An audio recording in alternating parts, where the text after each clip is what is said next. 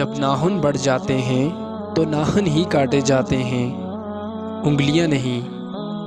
بالکل اسی طرح جب کسی رشتے میں غلط فہمیاں پیدا ہو جاتی ہیں تو غلط فہمیاں ختم کرنی چاہیے، رشتہ نہیں۔ وہ شخص احمق ہے جو دشمنوں کو دوست بنانے کے لالچ میں دوستوں کو دشمن بنا لے۔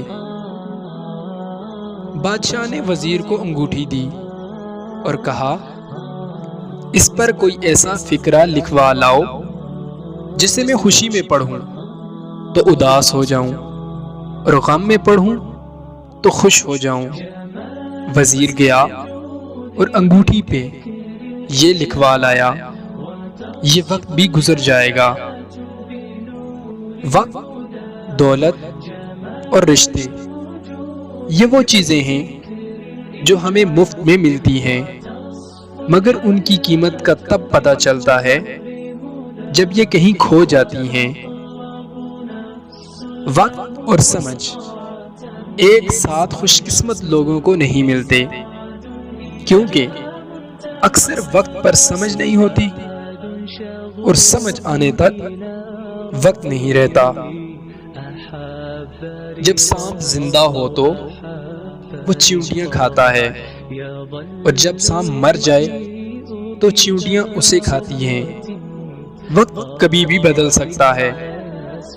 ایک درخت سے کئی لاکھ ماچس کی تیلیاں بنتی ہیں، مگر ایک ماچس کی تیلی کئی لاکھ درخت جلا سکتی ہے۔ وقت کبھی بھی بدل سکتا ہے، اسی لیے زندگی میں کسی کو مت ستانا۔ شاید آپ طاقتور ہوں، مگر مت بھولو وقت آپ سے زیادہ طاقتور ہے۔ اللہ سے ہمیشہ وہ طلب کیا کرو جو تمہارے حق میں بہتر ہو، نہ کہ وہ جو تم چاہتے ہو۔ ہو سکتا ہے تمہاری چاہت بہت کم ہو اور تمہارا حق بہت زیادہ ہو۔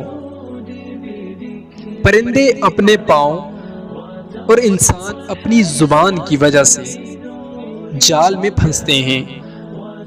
گفتگو میں نرمی اختیار کرو، لہجوں کا اثر الفاظ سے ہوتا ہے۔ غم کی بڑی کارروائی یہ ہے کہ غم تمہیں بہت ہی نرم کر دیتا ہے۔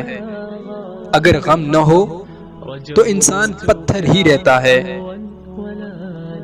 حضرت علی کرم اللہ وجہہ فرماتے ہیں، اپنے دشمن کو 1000 موقع دو کہ وہ تمہارا دوست بن جائے، مگر دوست کو ایک بھی موقع نہ دو کہ وہ تمہارا دشمن بن جائے۔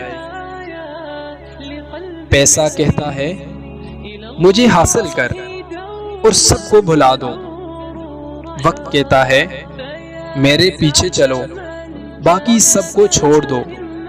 مستقبل کہتا ہے میرے لیے کوشش کرو باقی سب بھلا دو، اور اللہ صرف اتنا کہتا ہے مجھے یاد کرو میں سب کچھ تیرے قدموں میں ڈال دوں گا۔ محبت اور دوستی، یہ دو چیزیں ہر طوفان کا مقابلہ کر سکتی ہیں، مگر ایک چیز ان دونوں کے ٹکڑے ٹکڑے کر سکتی ہے، اور وہ ہے غلط فہمی۔ اگر کوئی محبت کرنے والا شخص آپ پر غصہ کرنا چھوڑ دے تو سمجھ جاؤ تم اپنی اہمیت اس کی نظر میں کھو چکے ہو۔